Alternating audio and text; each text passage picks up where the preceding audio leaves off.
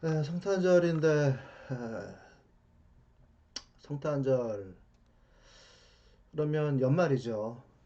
그러면 우리가 이제 내년에 뭐 할 건가? 오늘은 요번에는 뭐 했나? 뭐 이런 생각들을 한단 말이죠. 근데 이런 거죠. 매번 돌아오는 성탄절이라고 치면 뭐 매번 돌아오는데 뭐 그게 나에게 무슨 의미? 성탄절은 똑같잖아요. 달력상으로는 똑같은데 그게 나한테 무슨 의미가 있을까? 이런 질문들을 스스로 하게 된단 말이에요. 그리고 성탄절을 그런 의미와 더불어서 보내지 않으면 사실은 그냥 하루 쉬고 넘어가는 날 이상의 의미가 없어요. 그리고 올해 나는 뭘 했나? 연말이니까 이제 이런 생각을 하게 된단 말이죠. 그래서 이 성탄절의 반복 그리고 또 연말에 내가 맺은 열매라고 하는 거에 대해서 좀 글쎄 뭐 열매도 없고 성탄절이라고 하는 게 뭘까 좀 뭐 이런 것에 대해서 뭐 한번 생각을 좀 해볼 필요는 있을 것 같아요. 성탄절이라고 하는 것뿐만 아니라 모든 절기는 반복이 되죠. 그리고 시작도 반복이 되고 결론도 반복해서 나서 그게 조금씩 조금씩 성장한다는 걸 알고 계실 거예요. 근데 이게 환경이라고 하는 것은 똑같지가 않아요.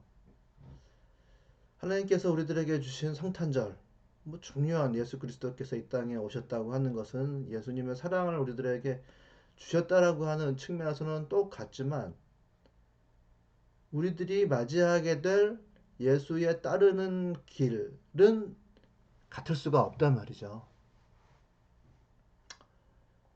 어떤 사람이 스스로를 보석이라고 생각한다 해보세요. 다들 잘난 척, 잘난 맛에 살잖아요. 그게 없으면 또 살 수가 없고 내가 보석인데 보석으로 가꾸어지기 전까지는 직전까지는 사실은 돌에서부터 나와야 되죠. 보석은 어쨌든 돌이잖아요. 돌에서 그것이 곡괭이로 분리가 되고 그리고 연마하는 기계로 갈려 나가고 그러면서 커다랐던 보석, 원석이 작게 다듬어지고 그리고 투명하고 맑게 바뀌어지는 그런 과정을 거친단 말이죠.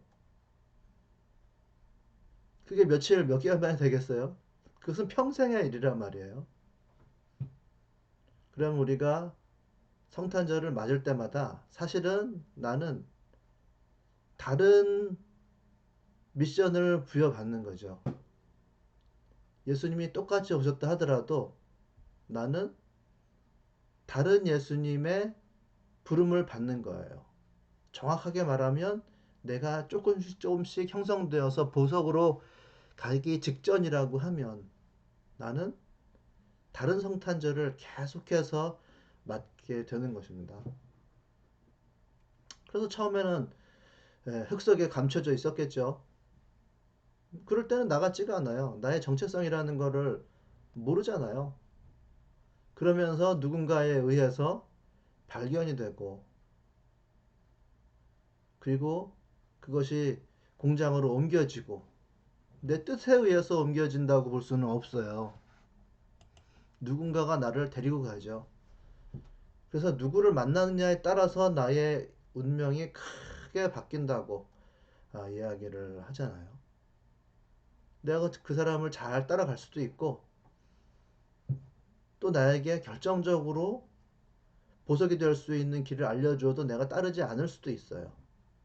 그러면서 거꾸로 갔다가 돌아갔다가 뭐 이럴 수도 있단 말이죠. 그러면서 내가 공장에서 갈려지고 1년 또 투명한 색으로 투명한 모습으로 연마제를 내 몸에 바르고 그것을 가공하기까지 1년 이런저런 모양으로 성형되고 1년 하면서 내가 나의 모습으로 다듬어지기까지는 아마 여러분들 평생을 쓰셨을 거예요. 그래서 나의 모습이 됐으면 좋고, 아직까지 과정이라고 하면 좀 더 그 길을 가야 되고, 이럴 수밖에 없는 것이 우리들의 인생일 것 같고요. 성탄절은 또 그런 의미가 있다고 보여져요. 그러면 내가 보석이 됐으면 끝이냐 하면 또 그것도 아니란 말이에요. 보석이 만약에 그 뭐 금고에 그냥 들어있다고 하면 아무 소용이 없겠죠. 보석의 청결함을 유지하기 위해서, 그 광채를 유지하기 위해서 벨벳 천에 잘 감싸서 유리상자 안에 집어넣어 놓고 아무도 보게 하지 못한다면 그 보석은 쓰임 받지를 못하는 거예요. 그렇잖아요? 보석인 보석인데 그거 놓고 천에다가 그 박물관이나 이런 데 같으면 목걸이, 다이아몬드 박힌 목걸이 같은 거를 사람 인형 같은 데다가 걸어 놓고 보여줄 땐 잠깐 보여주지만 유리상자 안에다가 넣어놓고 그거를 천으로 또 가려 놓는단 말이죠. 그리고 바깥에서 문을 잠궈요. 그러면 그 보석으로서의 가치는 계속 유지되는 거지만 아무도 보지 못하는 거 그게 무슨 소용이 있어요. 나 혼자서 보석인데 아무것도 사용되지, 어느 곳에서도 사용되지 못하는 보석일 수도 있어요. 내가 보석이 됐다 하더라도 자기 에너지를 좀 나누어 주거나 이리저리 불려다니거나 누구한테 빌려주거나 누구의 목에 걸거나 이래야 보석인데, 그러면 보석은 때가 타죠. 그러면서 보석으로서의 가치를 조금씩 잃을 수도 있어요. 때로는 목걸이 자체가 뚝 뜯어져 가지고서 사방에 깔려버릴 수도 있죠. 보석이라는 게 그렇단 말이에요. 그렇다면 내가 나의 가치를 유지하기 위해서 그 아주 강한 마음으로 내 모습을 그대로 유지를 하고 있는 게 좋은지, 아니면 좀 힘 빼고 좀 더러운 곳에 굴러서 누구에겐가 사용이 되고 때로는 땅바닥에 짓밟히고 이러는 것이 좋은지. 이거 굉장히 철학적인 문제죠. 하지만 사람이라는 것은 내가 나의 모습을 잘 유지하고 있어서 좋을 때가 있고요. 즉 나의 주장을 할 때마다 탁탁 맥히고 나의 발언권이 성국같이 꽂히고 내가 하는 일마다 웬만하면 성사가 되고, 이게 좀 원래 뭐 나의 어떤 보석 같은 모습을 유지한다고 볼 수 있어요. 때로는 뭐 내 말에 거의 동의가 안 돼, 사람들이. 나의 보석 같은 이런 말과 나의 자태를 뭐 별로 인정해주지 않아. 이럴 때 내가 어떤 역할을 하게 되는데 나 자신은 그 잘 모르죠. 그래야만 전체는 돌아가는데 나 자신은 굉장히 싫은 그런 경우가 있을 수가 있단 말이죠. 그게 한 해, 두 해, 세 해, 네 해 반복되면서 그럴 수가 있어요. 보석으로 완성됐음에도 불구하고 고고하게 그 자리에 있다는 거는 나 스스로를 계속 유지하는 것이지만 나 자신을 별로 쓰임받지는 못하는 거예요. 그럼 그게 어느 것이 좋을까? 보석으로서의 나의 모습을 유지하고 있는 것이 좋은지, 이리저리 굴르는 것이 좋은지. 하지만 한 해, 두 해 지나가면서 나의 모습은 그렇게 저렇게 변해갑니다.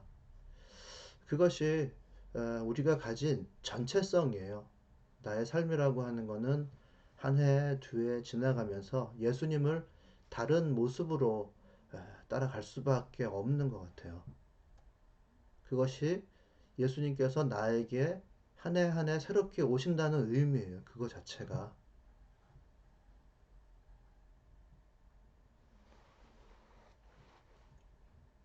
또 성탄절인데 이따가 우리 만나겠죠. 그러면서 우리가 전체라고 하는 것, 하나됨이라는 것 다시 확인할 거예요. 그러면서 여러분들은 올해를 잘 마무리하고 내년으로 가게 될 텐데, 그 안에 섞여 있는 여러분들 가운데서는 나가 같지 않은 그런 감정을 가지고 있을지도 몰라요. 분명히 나는 어떤 기여를 하고 나의 에너지는 빠져나가지만, 나의 모습은 원래 이런 것은 아닌데, 조금 더 나은 나의 모습이 있는데, 이럴 수도 있을지 모른단 말이죠.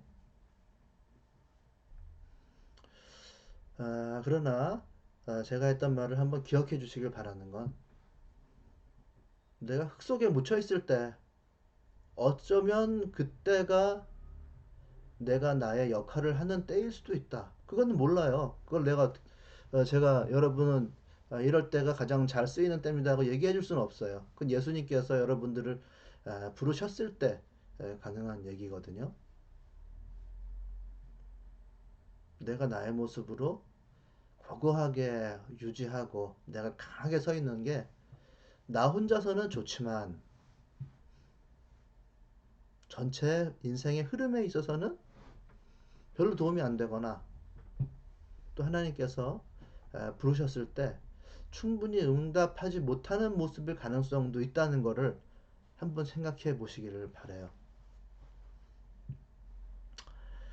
제가 이렇게 말씀드리는 것은 오리엔테이션이에요. 그러니까 실제로 여러분들이 그 믿음으로, 나의 믿음으로 구체화시키는 것은 여러분 스스로의 몫이에요. 저는 계속해서 설교를 하고 여러분들에게 말씀을 드리고 하는 것은 정말 오리엔테이션, 기본 소양 교육이라고 할까? 그런 정도예요. 한 사람 한 사람의 인생은 다 따로따로 있고 우주처럼 복잡함이 그 안에 있기 때문에 기본적인 소양 교육 이상의 것을 한다는 것은 사실은 문제가 되는 거죠. 그러면 제가 말씀드린 것을 가지고 한번 좀 궁리라고 하는 거를 해보시기 바래요. 내가 어떤 지점으로 어떻게 지나가고 있는지, 나의 삶은 앞으로 어떻게 흘러가야 할 것인지에 대해서 한번 생각해 보시기 바라고요. 연말이라고 하면 이제 내가 뭐 했나 이런 생각을 하게 되는데, 한 거 없이 그냥 지나갔다. 많은 사람들 그렇게 생각해요. 그 열매라는 것도 똑같은 관점에서 봐야 됩니다. 뭐 열매하지만 저는 농사를 져본 적이 없어서 사실은 그런 얘기를 하기가 좀 쉽지 않고요. 그 뭐 시골에서 농사 짓고 있는 사람들의 이야기를 잠깐 들은 것뿐이에요. 무형제 얘기 들으면 우리가 지금 먹고 있는 이런 열매라고 하는 것이 그냥 놔둬서 맺히는 경우가 많이 없다고 하거든요. 물론 이제 감나무라든지 이런 것들처럼 그냥 놔두어도 잘 맺히고, 그것을 따지 않으면 떨어져서 금방 이렇게 바닥에서 더럽게 되는 그런 종류의 열매도 있다고는 해요. 근데 사과라고 하는 게 그렇게 크게 맺힌다는 거는 애초에 가능하지가 않다. 농약으로 그냥 쫙쫙 뿌려가지고 그렇게 관리를 하지 않으면 그걸 사과라고 하는 열매가 그렇게 크게 매달린다는 게 가능하지 않다는 얘기를 들은 적이 있어요. 뭐 포도도 뭐 그렇다고 얘기하더군요.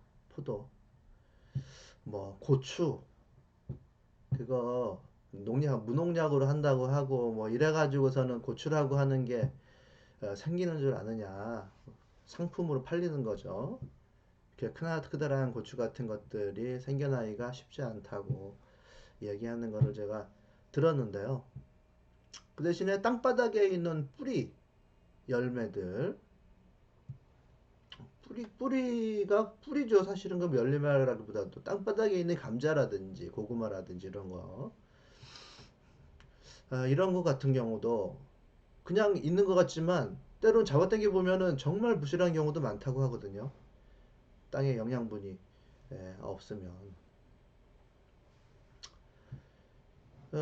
포도며 사과며 그래서 정말 그것이 잘 자라려고 한다면 정말 산에서 낙엽이 쌓이고 쌓이고 몇 년 동안 쌓여가지고 그 안에서 완전 자연이 순환되는 그런 생태계 안에 있는 경우에는 그나마 열매를 맺을 가능성이 좀 높다고 하고 뭐 그런 농법 같은 것도 있죠. 그러나 일반적으로 이런 건 좀 생각을 해야 될 것 같아요. 열매를 맺기라는 거는 쉽지는 않다는 거죠. 이렇게 크다랗게 뭐가 열매를 맺어왔으면 거기에는 농약을 하여간 뿌렸다. 안 뿌리고 하기에는 정말 쉽지가 않다. 요즘에 무농약 농법 같은 거라든지 이런 거, 뭐 그런 거 잘 무시하는 건 아니에요. 그런 케이스가 있다고는 생각하는데 일반적 관행농을 말씀드리는 건데, 뭘 열매를 맺기 위해서는 거기에 접을 붙이고 해가지고 다 엄청난 관리와 수고 속에서 열매라는 게 나오잖아요. 자연의 가운데서 그렇게 커다랗게 열매가 맺히고 하는 것은 사실은 불가능하고 사과라도 커다란 사람 얼굴만한 사과도 있긴 있지만 어느 정도 수준이 되면 낙과를 하게 되는 거죠. 자연이라고 하는 건 원래 좀 그래야 되지 않나요?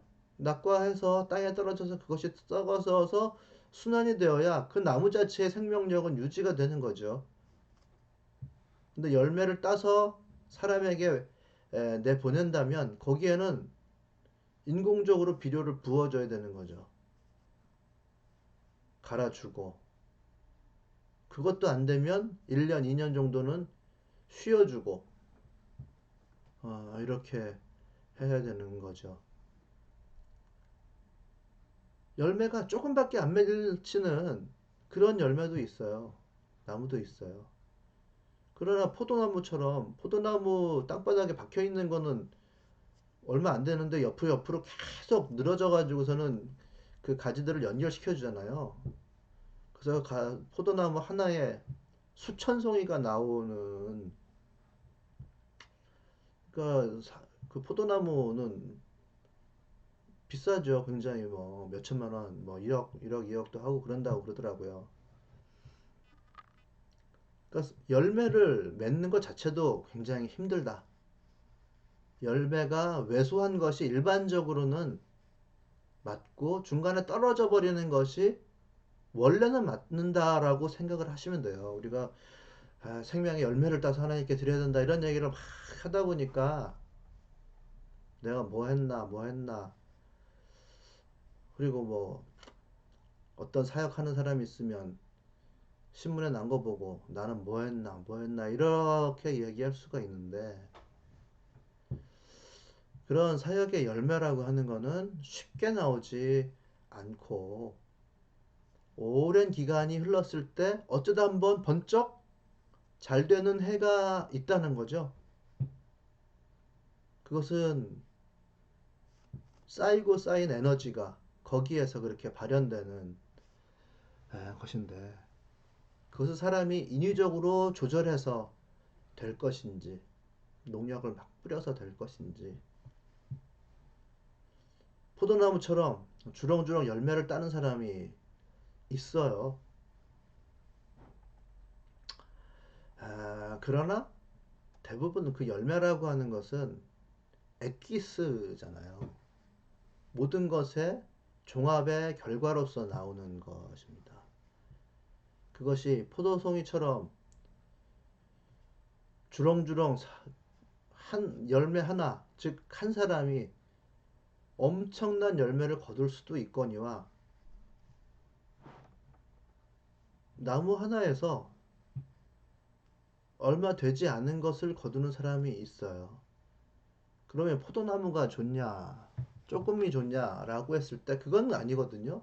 그건 그 나무니까 그렇게 되는 것이고 나는 나니까 이렇게 된 것이다. 그게 맞는 거죠. 열매라고 하는 차원은 정말 우리에게 유혹을 많이 줘요. 그리고 그것이 조명이 되니까. 그러나 열매에 욕심을 내게 되면 반드시 농약을 치게 되고 다른 사람을 바라보게 되고 비교하게 되고 나를 쳐다보게 된다는 말이죠. 열매라고 하는 부분에서는 절대 욕심을 내서는 안 되는 것이고 내가 해온 것에 자연스럽게 맺혀진 결과로서 봐야 되는 것 같아요. 그래서 연말이 되고 제 성탄절 되고 뭐 했나 혹은 이제 뭐 내년 후년 되면서 여러분들이 가지고 있는 어떤 삶의 목표라고 하는 게 있을 거 아니겠어요? 그 목표를 차분하게 가시는 건 좋습니다. 좋은데 그것이 내 성에 처지 않을 수가 있고 한 날 한 날 가면서 그게 나에게 비교의 꺼리, 다른 사람과 비교의 꺼리가 될 수도 있거든요. 그러나 절대 그럴 필요는 없다. 뭐 남의 거 한번 쳐다볼 수도 있죠. 그러나 그래서 나오는 것은 정말 나의 열매라고는 할 수가 없다는 것을 기억하시기 바래요. 올해가 이제 다 갔습니다. 저는 올해가 뭐였냐 라고 했을 때 성경을 좀 나의 시각으로 볼 수 있는 기반이 잡히는 한 해, 이런 것 시작이에요. 시작. 그렇게 해서 완성됐다는 건 전혀 아니고 저는 한국인으로서 조금 넓게 보면은 동양인으로서 성경을 읽는 그런 사람이 되고자 했어요. 뭐 안타까운 일이지만 저는 실천을 하는 사람이지 사색가는 아니잖아요. 뭐 보시면 아시죠. 사색가라고 하는 것은 어떤 이론과 결부되지 않아도 궁극적인 거를 추구하는 사람이에요. 헨리 나우엔 같이 그런 글을 쓰는 사람들을 보면 저는 아주 지루해요. 저에게는 그런 게 있는 건 아니고 저는 어쨌든 실천을 하는 사람으로서 그 실천의 쓰임을 위한 공부를 하는 그런 사람이라고 하는 건 이제 분명합니다. 그래서 궁극적인 걸 통해서 계속해서 나아가고 정말 남들과 차별화된 어떤 공부 수준을 가지는 그런 설교를 하거나 그런 묵상을 하거나 하지는 못하는 것 같아요. 그러나 제가 아, 저의 제 세대의 소명이라고 하는 것은 붙잡고 있는데 저는 3대째 크리스찬 가정에서 자랐고 세대가 가지고 있는 것이 분명히 있어요. 저 할아버지, 아버지, 저로 이르기까지 저는 그렇다면 그것은 일종의 해를 거듭해 왔는데 3대를 거쳐서 해를 거듭해 온 거라고 볼 수도 있거든요. 제가 되기 위해서 제 혼자서 해를 거듭한 게 아니라 저희 할아버지 때부터 저의 아버지를 거쳐서 저희 어머니를 거쳐서 그리고 저에게 이르기까지 그만큼 100여 년의 세월이 흘렀다고 봐야 된단 말이죠. 그렇다면 제 세대에 맞는 미션이라고 하는 거는 꼭 있고 성경을 읽는 부분에 있어서도 반드시 그런 부분이 있는데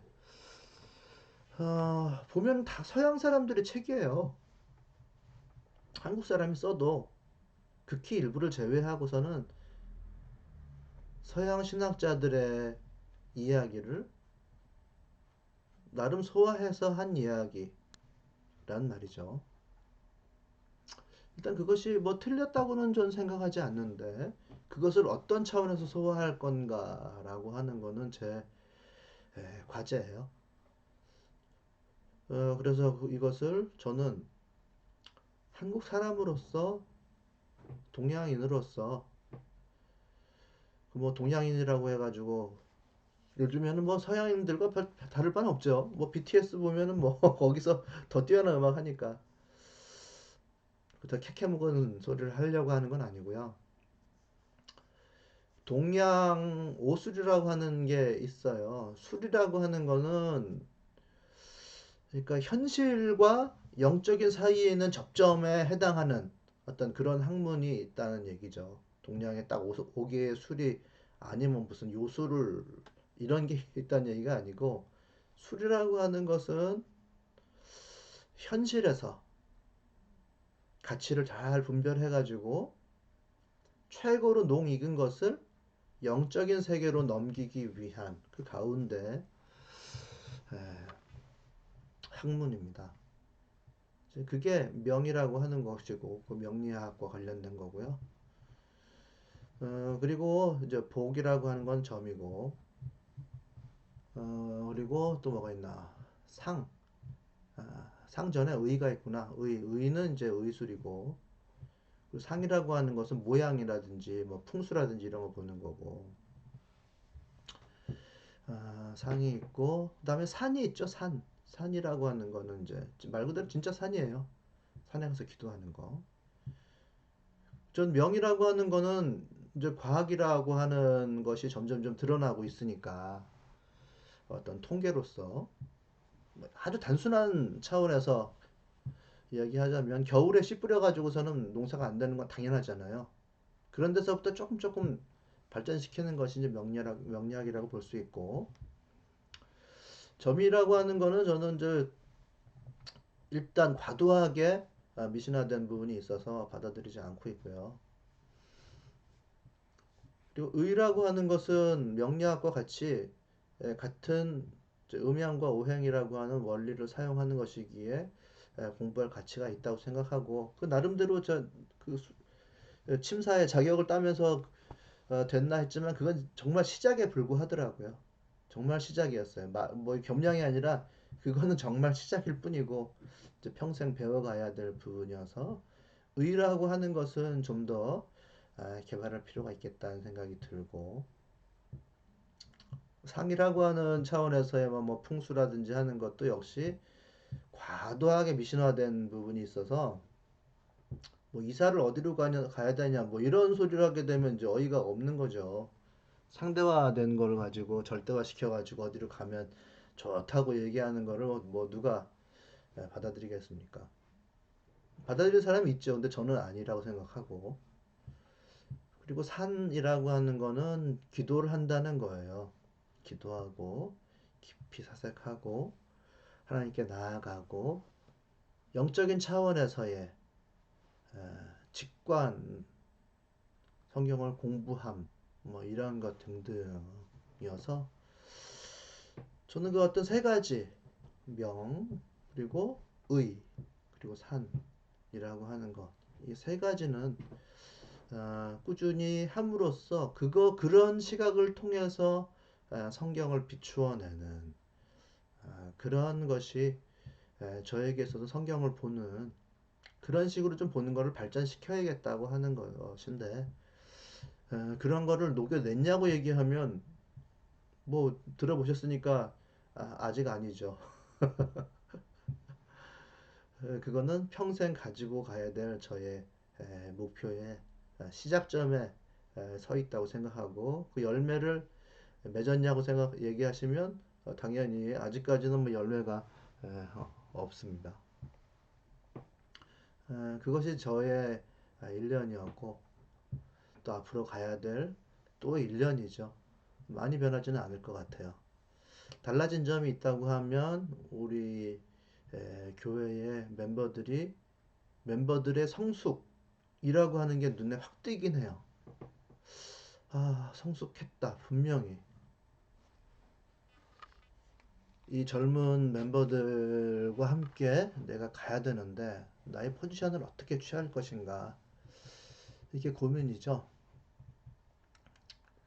그러니까 구찌라고 하는 브랜드가 이제 다 망한 브랜드고 거기에 필라가 소속돼 있었잖아요. 필라라고 하는 거는 뭐 테니스 양말도 만들고 뭐 테니스 골프 웨어도 만들고 팬티도 만들고 뭐 그런 브랜드로 사실은 거의 사멸해가는 브랜드였는데 갑자기 그 어그리 슈즈라든지 하얀 운동화에다 필라라고 쓰여 있는 운동화가 이제 팔리기 시작하면서 10대들이 주목하고 그 20대들이 같이 동참하고 3, 40대가 좀 그거를 바라보고 있어서 우리 장인태 형제도 그 신발가를 신는 상황까지 왔단 말이죠. 거기서 보니까 어쨌든 뭐 리더십의 교체가 있었고 리더십의 교체가 다가 아니라 그 리더십이 쓴 방법 중에 하나가 젊은 30대 어떤 사원들이죠. 경영진이 아니죠. 사원들 중심으로 한 섀도우 커미티를 만들어서 그러니까 정식으로 어떤 이사회가 있는 게 아니고 중요한 결정을 이사회에서 하는 게 아니라 사장 한 명 내려와서 젊은 사람들과의 이사회를 통해서 그래서 섀도우 커미티라고 하는 거예요. 그림자 위원회인데 거기에서 굵직굵직한 결정들을 해낸단 말이죠. 그래서 그 젊은 사람들의 결정을 통해서 전체 결정을 하고 그 큰 줄기를 훼손시키지 않고 나머지에 지혜들을 붙여서 그렇게 간 것이 지금 구찌라고 하는 브랜드, 필러라고 하는 브랜드가 다시 살아났다. 뭐 그런 이야기를 제가 좀 들었어요. 거기에 좀 핵심적인 어, 부분은 그런 거였는데 타겟한 사람이 전 연령층이라 할지라도 타겟을 뭐 10대로 맞춰야 된다라든지 특별한 결정이라고 하는 것이 있는데 그것에 변화를 이끌어내거나 파워를 줄 수 있는 것은 결국 경험이 많은 사람들에게서 나오는 것이 아니라 어떤 젊은 사람들이 충분히 이야기하고 결정하고 움직였을 때 가능했다라고 하는 거죠. 그래서 저도 어떤 뭐 운영위원회라고 하는 것이 있습니다만은 거기에서 제가 가지고 있는 지혜라고 하는 것이 없지는 않겠죠? 없지는 않겠으나 세대를 뛰어넘는 어떤 지혜 뭐 이런 것이라는 거는 애초에 존재하지가 않는 것 같고 특별히 한국교회라고 하는 상황 속에서의 어떤 특별한 미션은 현재 좀 급한 문제인 것 같아요. 교회가 어떻게 하면 교회다워질 수 있는지 새로운 길로 나갈 수 있는지 이런 문제는 제가 한번 좀 맡겨보려고 합니다. 우리들 전체의 지성에게 그 젊음에게 맡겨보려고 하고 과거에 뭔가 한번 힘을 써본 경험들이 다 있으신 듯한 느낌은 받아요. 그런 게 전혀 없으면 다 받아들일 수밖에 없는데 과거에 자기를 성형시켜 보려고 만들어 보려고 노력들을 무던히 한 분들이라고 하는 것 지금 당장에 생활의 요청에 뒤로 밀려 있을 뿐 분명히 뭔가를 이루어 보고 자기를 갈고 닦아서 뭔가 날카로운 부분을 만들어 놓은 분들이 많다라고 하는 느낌을 제가 받습니다. 그것을 살리는 것이 꼭 필요한 것 같고 분명히 거기에서 좋은 결정들, 침노들이 나올 것 같다고 저는 생각을 하고 있고요. 그런 것을 믿는 마음으로 또 한 1년 동안 교회에 같이 가보려고 합니다. 하나의 멤버로서, 형 동생으로서 하다 보니까 뭐 뒤에 끝에 님자를 붙이게 되는데 그게 그 인터넷에서 그 카페 활동이나 뭐뭐 할 때 님자를 많이 붙이고 하지 않나요? 어떻게 보면 그것도 약간의 트렌드를 타고 또 그렇게 가는 것 같은 느낌 드는데 뭐 저 정말 호칭 자체는 우리들 관계에 정말 총화인 것 같아요. 총화로서 뭐 제가 목회자로서 불리는 거 전혀 원치 않고 그거 자체를 통해서 또 우리 교회가 새로워질 수 있다고 저는 확신하니까 그런 호칭 문제는 정말 자유롭게 하면 좋겠다는 생각입니다. 그래서 뭐 오늘은 뭐 성경을 해설을 하는 이야기는 아니고요. 성탄절 어떻게 맞이할 건지 또 내년 되기 전에 우리 며칠 남지 않았는데 어떻게 마무리하실 건지에 대해서 뭐 똑같은 크리스마스 어떻게 좀 볼 건지 열매라고 하는 거 나에게 있는 열매라고 하는 걸 또 어떻게 생각해야 될 건지 그런 말씀 좀 드렸습니다.